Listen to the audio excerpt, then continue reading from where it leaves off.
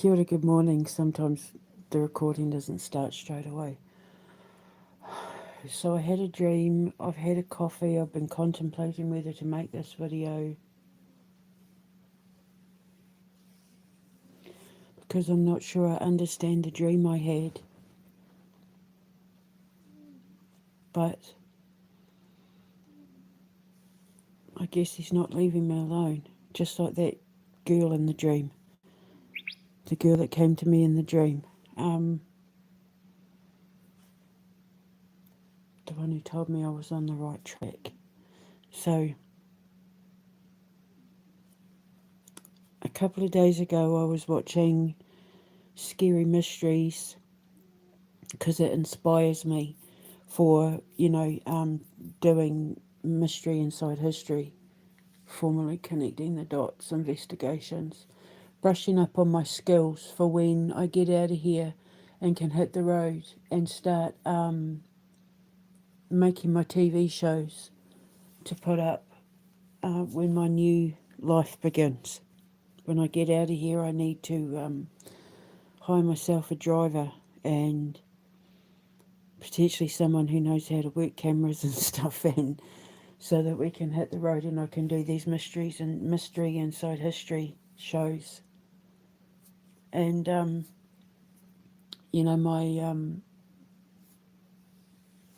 Eye in the Skies, where we're looking at myths and legends and folklores and unexplained mysteries and all of that. So, because I need to brush up on my skills. So it's just because I'm a little bit hesitant. I'm a bit nervous because I don't want to get this wrong. I'm always very nervous when I work on missing persons cases because I don't want to get anything wrong. But this was a dream, so I was watching Scary Mysteries and it was talking about this case of this missing 20-year-old boy in Minnesota, Josh Guimond, and how he went to play poker with some friends and then he upped and left and he was never seen again. He was seen walking on a bridge and then he was never seen again. And the first reason why it stuck with me is because it was on my birthday, 9th of November, when he went missing, in 2002, I think. I'm too scared to speak just because I don't want to get it wrong. So I'll just give you a brief rundown. So he was at college getting a law degree or something to do with law, and because I sort of was paying attention but I wasn't paying attention because I sort of did a quick look into it thinking, oh, is this something I could investigate? But I decided to like nothing pinged in me, like biometrically nothing pinged in the I wasn't picking up on codes or algorithms or anything to decipher the mystery of his disappearance. And I only go where I'm led. It has to ping in my brain, sort of thing. Like the algorithm has to start speaking to me in the atmosphere when I tune in the atoms surrounding Earth that, like I've described before, are like little TV shows that I can tune in and out of. And nothing was pinging. So I just kind of left it. So, yeah, he went to, just after 11, at night he went to play poker with some friends. Some people he knew, some people he didn't. Just a little before 1:45, he apparently just upped and left and didn't tell anyone where he was going, but apparently said he had to meet someone.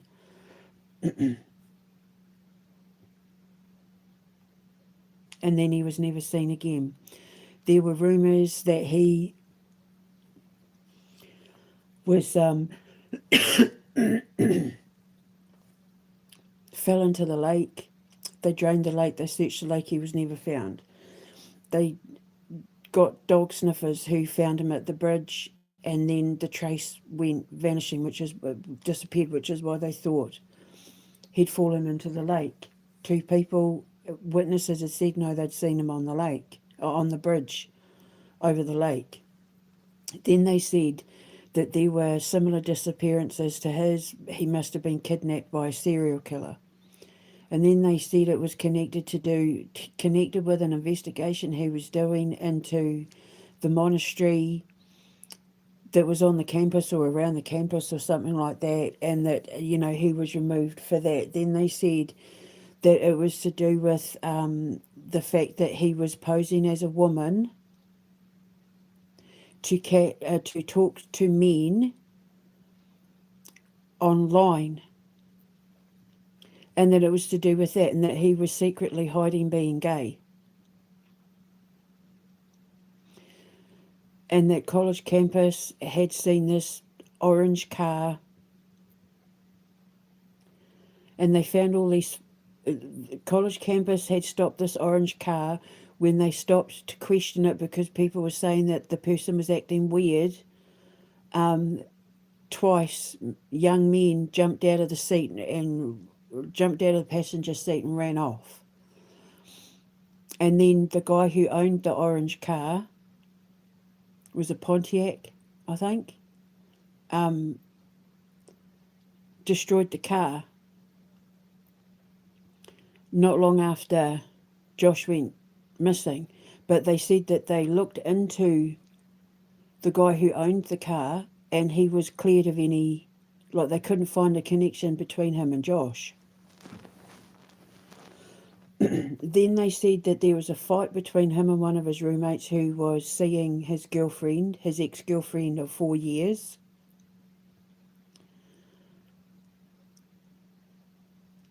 But they both denied, we shared a kiss, but it was nothing more than that sort of thing. But I left it because the first thing I thought was there's a massive cover-up. They're covering it up. There's too many discrepancies in the accounts that there's definitely a campus cover-up. And the kids at that poker party, there were people at that poker party, and his roommates knew more than they're letting on. And so I left it. I just thought I'm going to leave it because nothing was pinging. And then I had this dream. And do you remember a few weeks ago, I had a dream where I was in a hotel and people had put on this lavish party for me for a job well done. And I just wanted to be by myself. And I went into the hallway to lay down on like a little mattress thing with a blanket in the hallway of the hotel. And there was that man. Remember I said he kind of reminded me of my ex. Broad shoulders, brown skin, dark hair, nice solid build. And he was sitting at the top of my head in boxer shorts. And he was reaching over me, rubbing my scars and kissing my scars, and I was embarrassed. Remember him? Well, I had a dream about him again. And we were playing baseball. Like we were in America and we were playing baseball. Because one of the things I've always wanted to do, which I'm it was always been on my bucket list, but I'm never ever going to be allowed to do it now because of the damage that my stomach took from when I was tortured and being poisoned. I've always wanted to use a batting cage. I used to love playing, we call it softball in New Zealand. I used to love playing softball.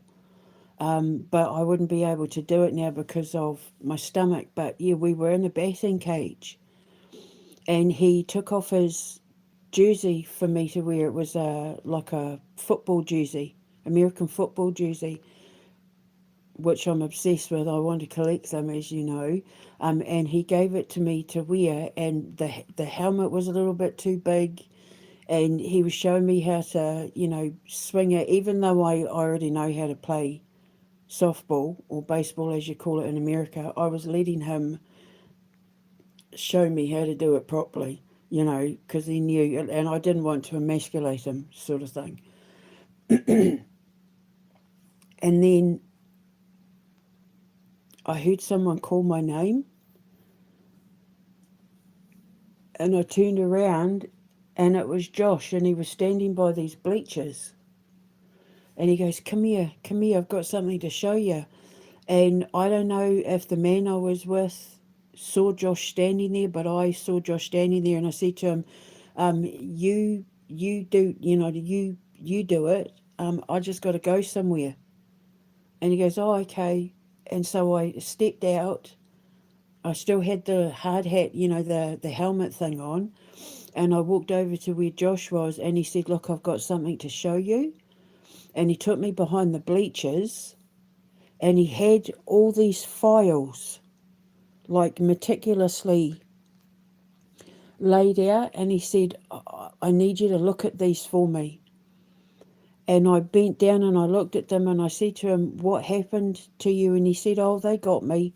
And I said, why did they get you? And he said, they lied about me. They lied about me.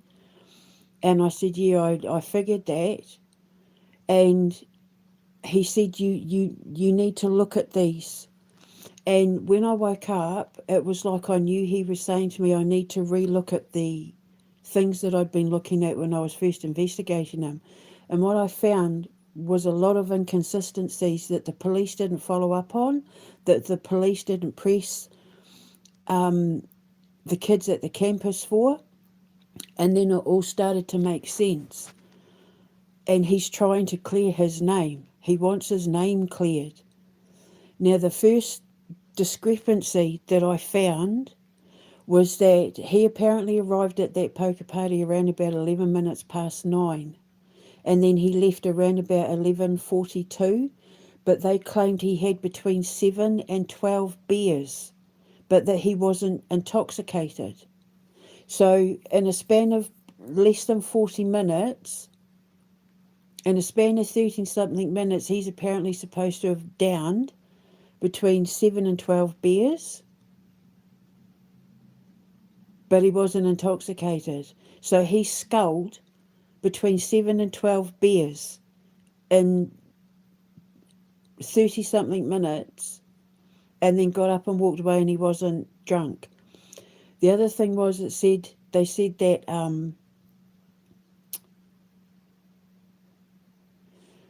his key was used at 6 minutes past 11 or something. The key to his room or dorm or whatever was used, and then it was never used again. But then other witnesses said that they heard music playing in his room between 11:25 and 11:50 or something. So someone was in his room playing music, because they said he was skipping, the music was skipping. I might be getting the times wrong, but I've put the links in the description box.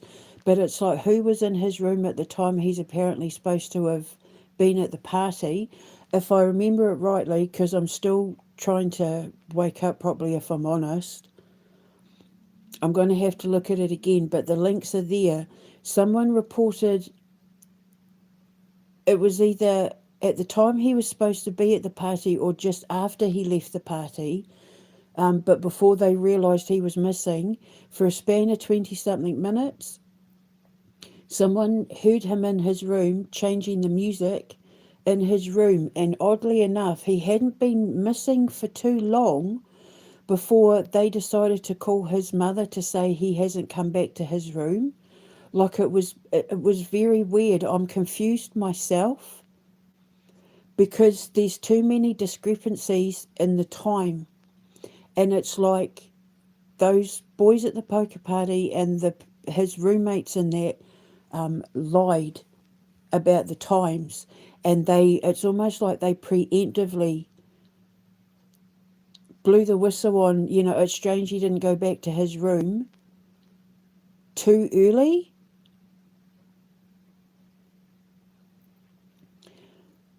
And in the dream, I said to him, why did they do it? And he said, because of the debate, because of the investigation, that's why they wiped my computer.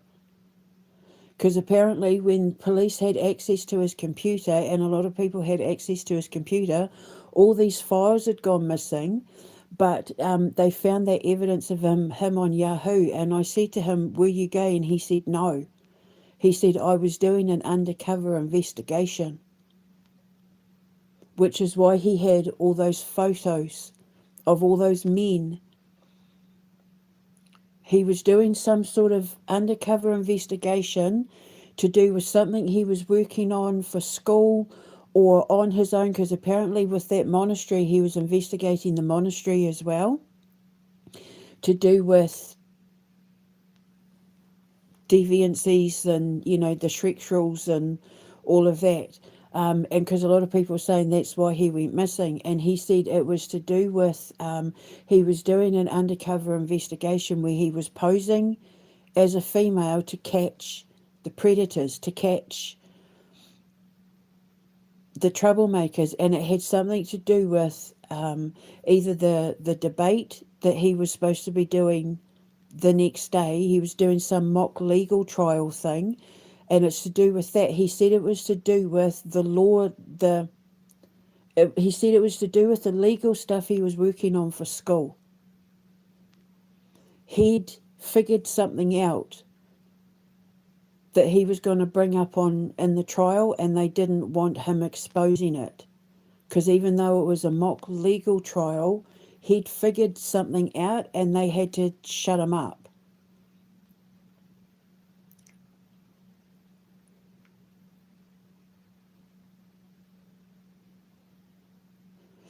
He said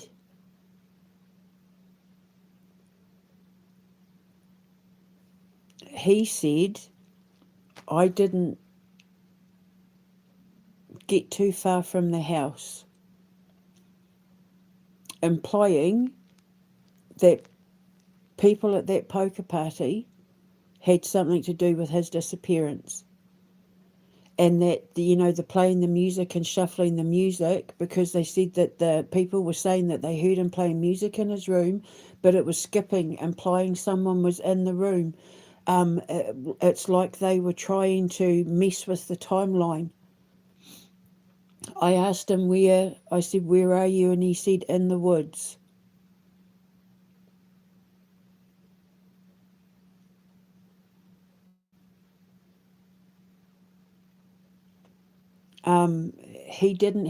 He wasn't meeting anyone.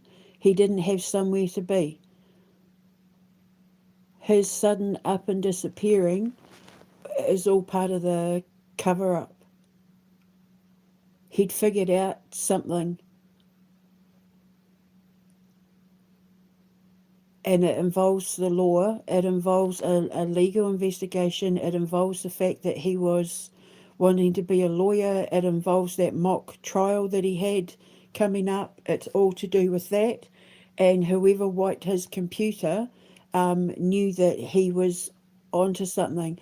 And the arguments that he was having with his roommate had nothing to do with his ex-girlfriend.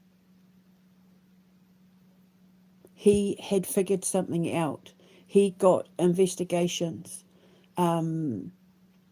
He'd done investigations into things, and he'd figured something out, and they couldn't have him figuring whatever it was out. But that whole Yahoo thing with all the photos of the men and him posing as a woman had nothing to do with him being gay. In the dream, he said he wasn't gay.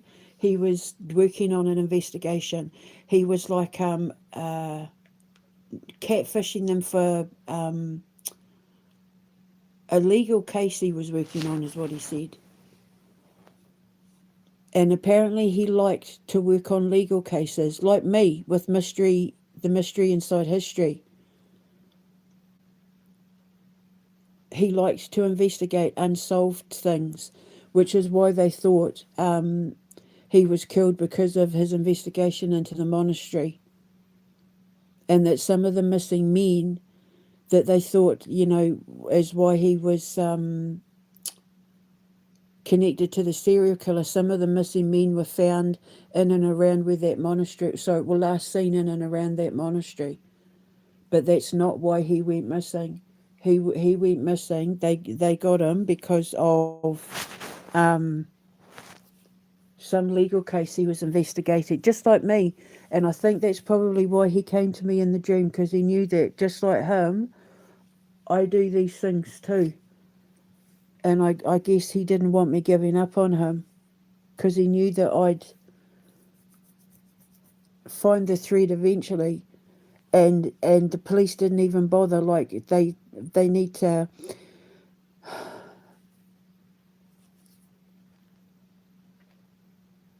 I was going to say they need to do forensics on the house where the poker party was.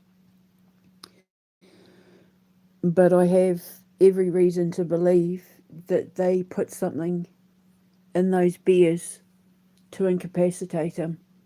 Because he said he stopped breathing, like asphyxiation.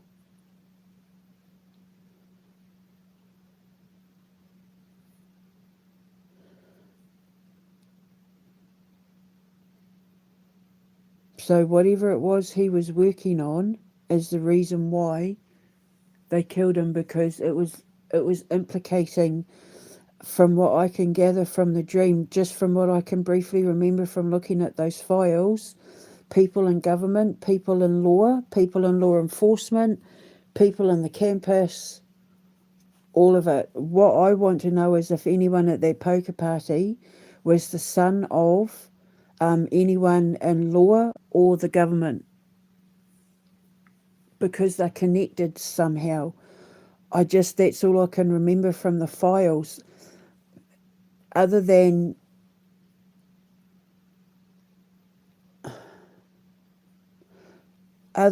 he said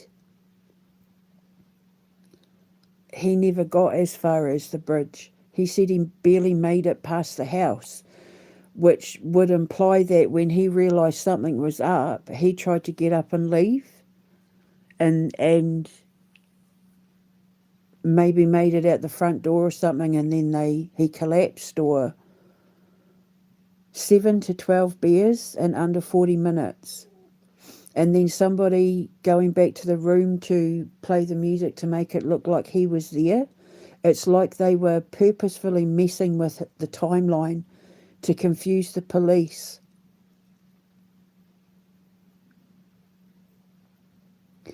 Whatever that mock trial was that he never showed up for is the reason why he never showed up for it. So so they need to look at what that mock trial was, and it may have something to do with why he was posing as a woman on Yahoo. And I'm thinking that's why it was Yahoo. Because if the man in that dream that was kissing my scars and, like protecting me and being all gentle and loving in that hotel hallway, he was in that dream again.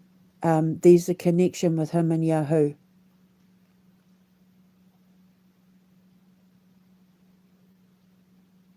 I mean, I know what it is, but I'm not. So he was fine. He just seemed sad because he was betrayed by people that he trusted, and also because he really needed his name cleared, his reputation cleared. He had nothing against gay people, but he wasn't gay. And he doesn't like the fact that people are saying these things about his name and making all these assumptions about him, but he said it was all done on purpose. He said the real story is at the poker house.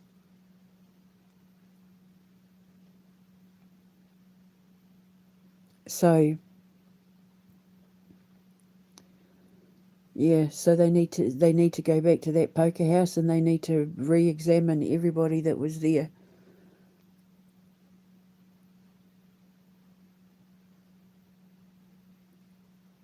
I don't know if they're ever going to find him though. He said he's in the woods. He's buried somewhere in the woods. He was taken away to the woods.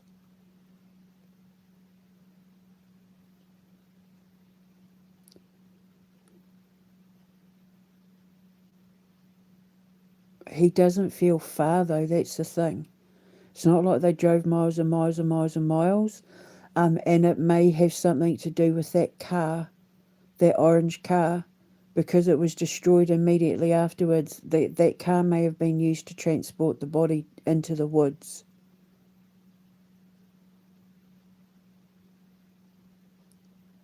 They tried to insinuate that that car had something to do with the monastery, but how many monks do you know drive around in bright orange Pontiacs?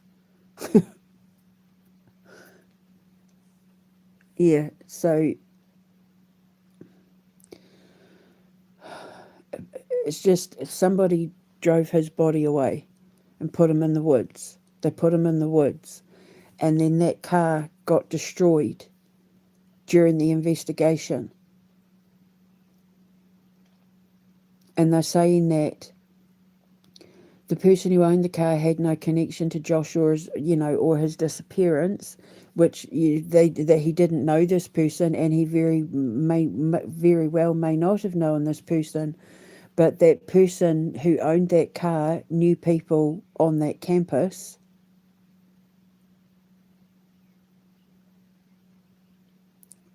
The person who owned the car, is he related to anyone at that campus?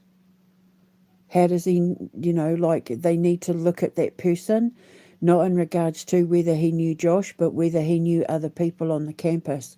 Is he related to? Does he work with? Because that car is definitely connected somehow. But the fact that the police didn't pick up on these discrepancies or didn't find them anything that needed further investigation kind of corroborates what my dream was trying to imply, that there's some sort of legal or government cover up because of whatever it was he was working on.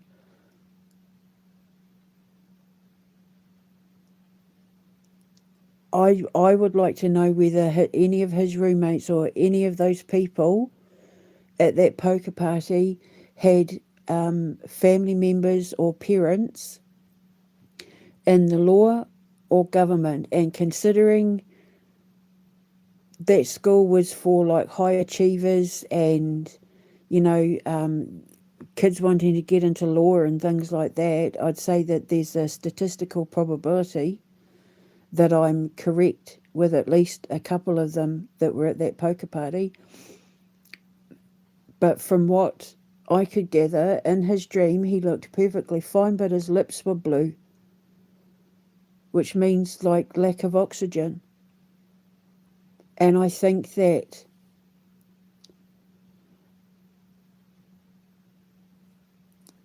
see, when we were at the when we were at the batting cages, we were eating pizza. There was like a pizza box down on the ground, because we'd gotten pizza and then we'd gone to the batting cages, and the pizza box was on the ground. And if you remember with me, they poisoned my pizza. They put stuff in my pizza. And I think he was implying, because his lips were blue, that they poisoned him too, that they put stuff in his beers, or they poisoned him too. The same thing that happened to him is the same thing that happened to me. He may have been working on a paedophile case. He may have been working on something to do with pedophiles and government, or I don't know. But I really think the reason why he came to me is because we had similar stories, except I survived.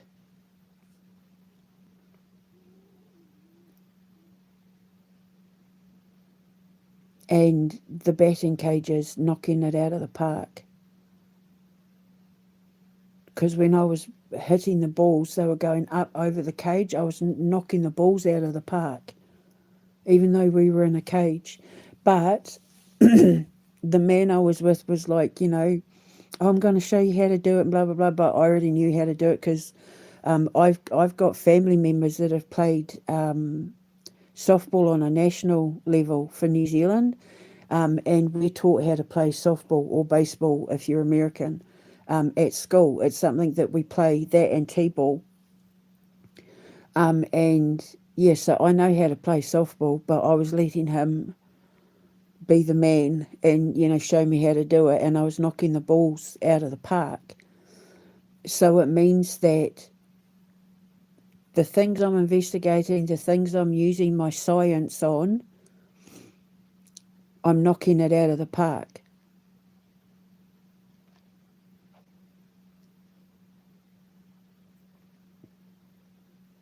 I'm like spot on. I'm knocking my investigations out of the park. My the things that I'm reading the codes on when I'm doing investigations, I'm knocking things out of the park.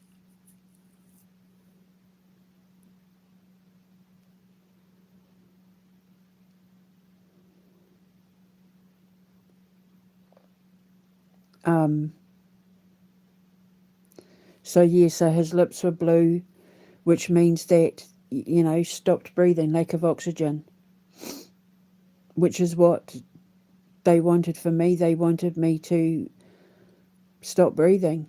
I had, the reason why Chris was taking me on the death marches, and that was to force me to have a heart attack, because when I looked up the combination of drugs that he was feeding me, one of the, other than it affecting your teeth and making you look as white as a ghost, and like rapid weight loss, is heart attacks. It can stop you from, stop your heart.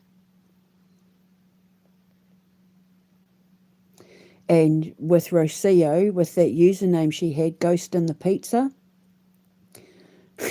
Josh was literally a ghost with pizza in my dream. So I think he was letting me know that he was poisoned too. They put something in his food or in his drink, and then lied about him leaving, and then messed with the timeline in order to cover up the fact that they planned on killing him.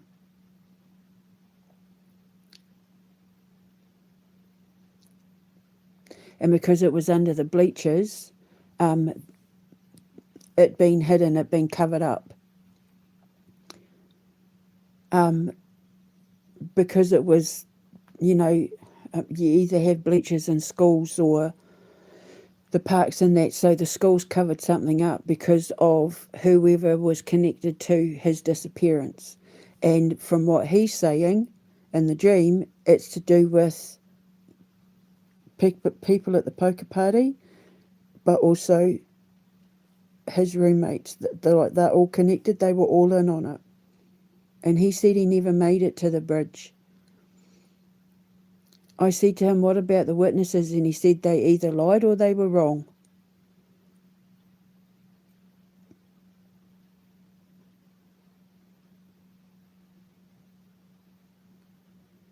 So there we go.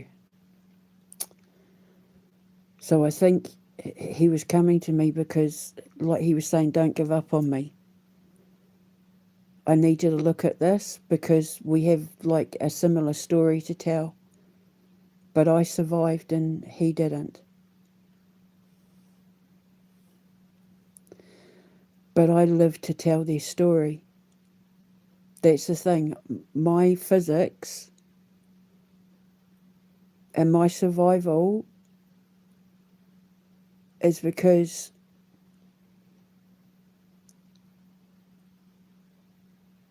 I can tell their story.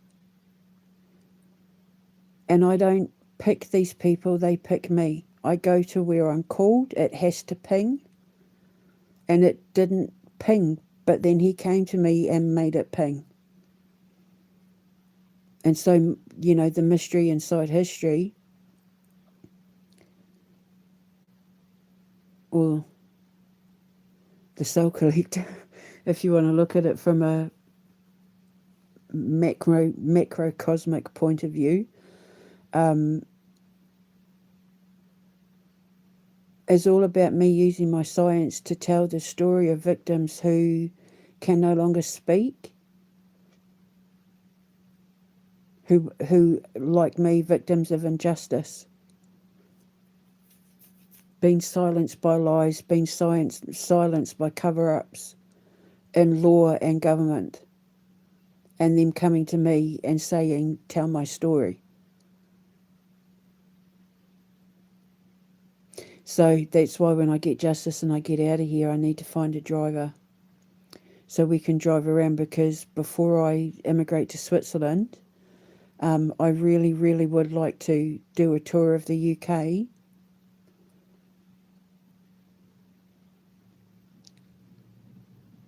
and see what I can see and turn it into shows to brush up on my skills. Because then I've got to, because I've been out of the game for so long, you know, driving around historical places and that, because like I literally don't know anyone that can drive or that even lives in England. I don't know anyone. So I'll hire a driver that can work cameras and that there's places that I want to investigate before I leave. To brush up on my skills, because then when I go to Switzerland and set up my TV station, which is going to be pretty quick, it's one of the things I can set up while I'm waiting for the school to be built. We can make TV shows pretty fast to put on my streaming service, to put on my server thing.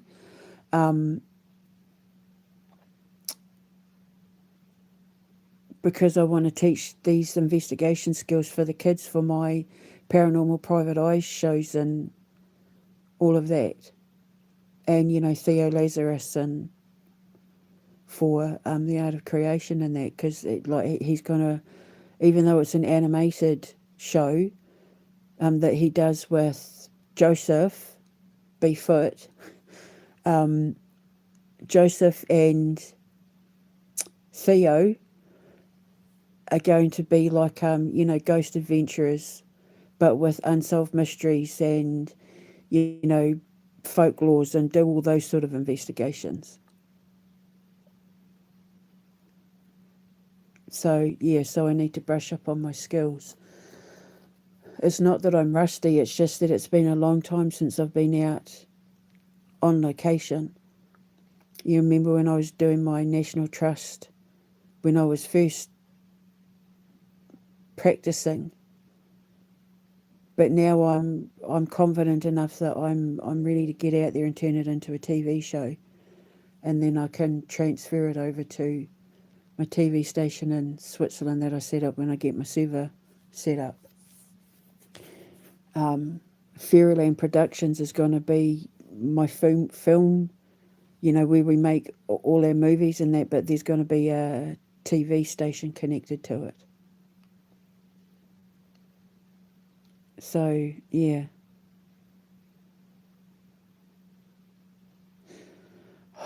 So that was my dream about Josh.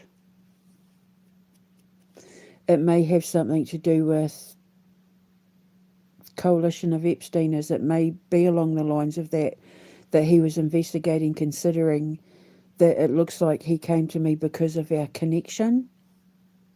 We have similar stories, except I survived.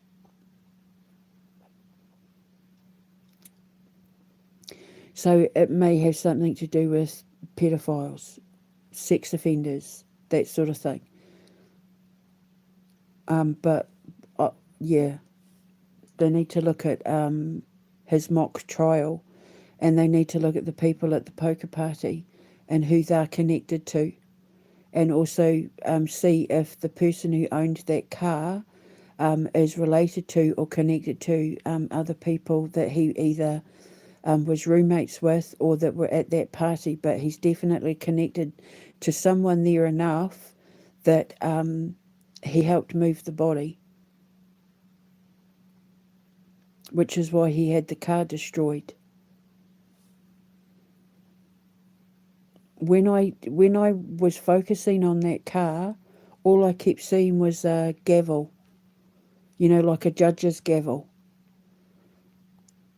So it's connected to the law, the judicial system, the legal system, lawyers, which is what he was wanting to be. It's all to do with something to do with the law, judges, the judicial system, the Supreme Court, something like that. That's why he was killed, is what I'm saying.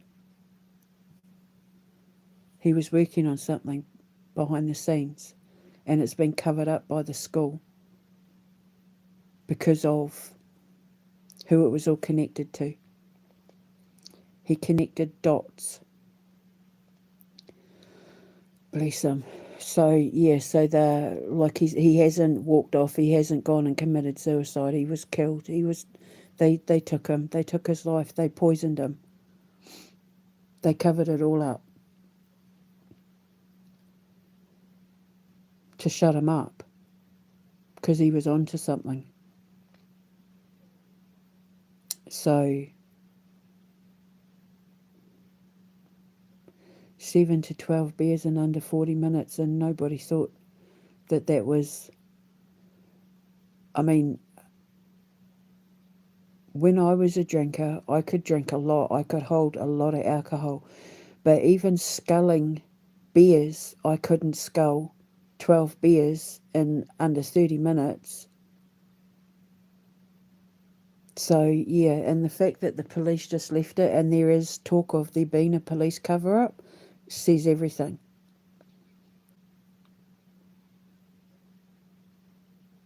So, there we go. So that was my dream, bless him.